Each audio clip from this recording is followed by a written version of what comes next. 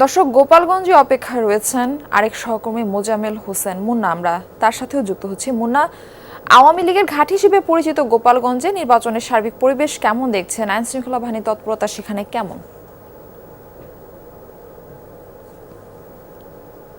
জেলা যেখানে আওয়ামী লীগের একটি ঘাঁটি হিসেবে পরিচিত এবং সাবেক প্রধানমন্ত্রী শেখ হাসিনাও এখানেই তার বাড়ি। সব মিলিয়ে গোপালগঞ্জে কিন্তু আইন শৃঙ্খলা বাহিনীও গোপালগঞ্জ সহ বৃহত্তর ফরিদপুরের 4টি জেলা বিশেষ করে আইন শৃঙ্খলা পরিস্থিতি ভালো রাখতে তারা নানাবিধ পরিকল্পনা নিয়েছে। সেই হিসেবে গোপালগঞ্জে কালকে ভোট, জানেন কালকে ভোটের দিনে শান্তি শৃঙ্খলা বজায় রাখতে এবং সুষ্ঠু ভোট করতে তারা যথেষ্ট পরিমাণ আইন শৃঙ্খলা বাহিনী নিয়োজিত করেছে। পুলিশ, র্যাব, সেনাবাহিনী, 8 প্লাটুন বিজিবি, এগুলোর সাথে আনসার, বিডিপি এগুলো তো থাকছেই।